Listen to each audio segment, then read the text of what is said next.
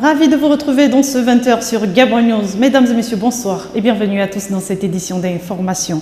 En prélude à la 4e édition du New York Forum africain, les jeunes Gabonais, venus nombreux pour le 2e sommet des citoyens africains, se sont interrogés sur leur éducation ainsi que leur formation. Écoutons-les au micro de Marina Mendeman, Marcel Tsonga, sur les images de Justin Bitigué. À quitter le pays pour aller apprendre dans des pays comme le Sénégal, comme le Cameroun, comme le Togo, des pays voisins, qui ne sont peut-être pas plus riches que nous, qui n'ont peut-être pas plus de potentialité que nous. Mais pourquoi nous, jeunes Gabonais, nous voulons quitter ce pays? Pourquoi? Est-ce que avez-vous déjà pensé à cela? Les difficultés qu'on vit dans nos établissements, quels sont les dispositifs que vous mettez en place pour parler à ces difficultés-là? Quels sont les dispositifs? Nous n'arrivons pas à avoir nos résultats à temps. Merci. À mettre en valeur les différentes politiques nationales, notamment les diversités culturelles et ce qu'on appelle aujourd'hui les industries culturelles pour booster un nouvel emploi. Merci.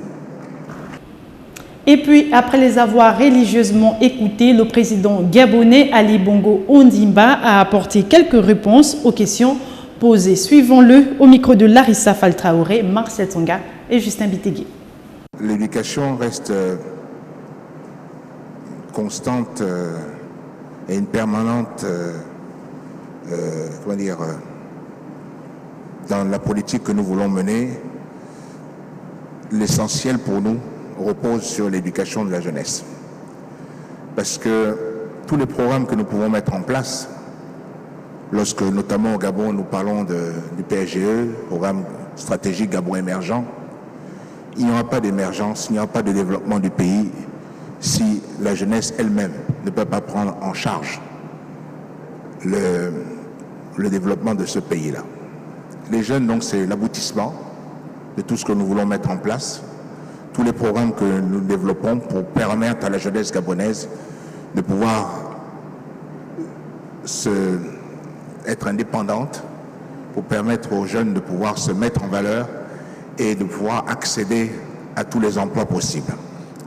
Alors, nous avons tenu un certain nombre de réunions, d'assises, de l'éducation, pour mettre en place un projet qui doit permettre à nos jeunes d'avoir l'éducation qu'ils méritent dans ce pays.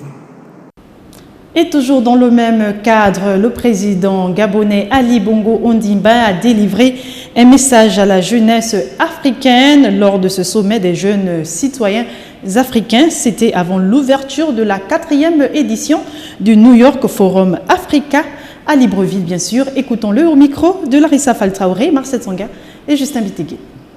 La satisfaction qui doit être la nôtre, c'est de permettre au plus grand nombre de pouvoir aussi avoir une chance. Et cette chance de la saisir et de pouvoir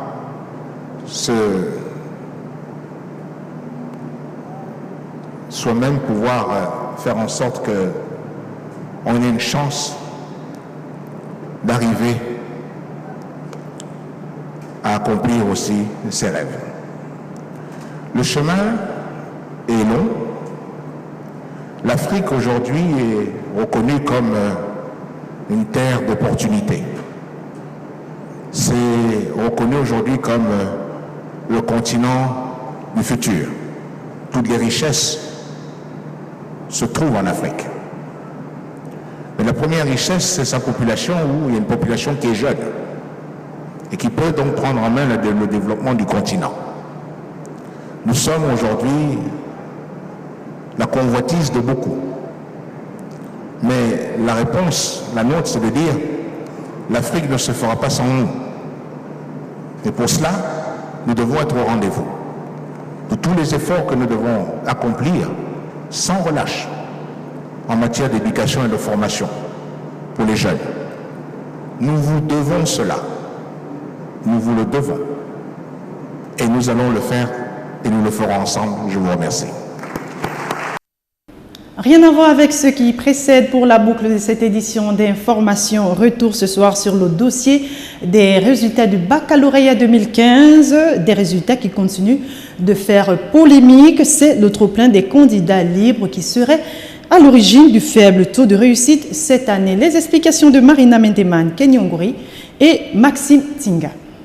Au total, 102 élèves ont été ajournés lors des résultats du baccalauréat 2015 au centre technologique de Mula. Parmi ces récalés, les candidats libres constitueraient plus de la moitié de ce lot. Et pour le responsable du centre, Parfait Roger Bouka, ces derniers seraient la cause première des mauvais résultats des centres de l'intérieur du pays.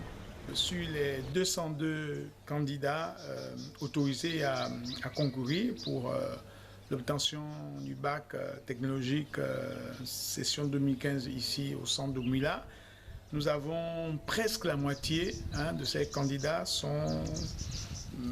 presque la moitié est constituée par les candidats libres. Avec le nombre accru de candidats libres enregistrés dans l'intérieur du pays, les responsables exigent que ces élèves soient régulièrement inscrits dans des écoles.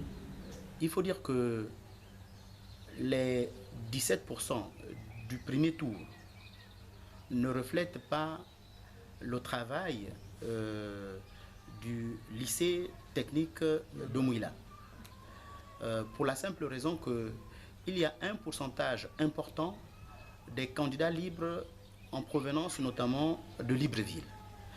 Nous n'avons pas toujours la maîtrise de leur préparation et il est clair qu'aucun d'entre eux n'a été déclaré admis au premier tour. Pour rappel, la majorité de ces candidats libres reviennent de Libreville. D'après les responsables des centres, il est constaté qu'après avoir enregistré plusieurs échecs lors des examens à la capitale, ces derniers font recours au centre de l'intérieur du pays afin de maximiser les chances d'obtention de leur diplôme. Voilà, c'est tout pour l'actualité de ce lundi. Merci pour votre attention. L'information se poursuit sur www.gabonnews.com. Bonne soirée à tous et à demain 20h.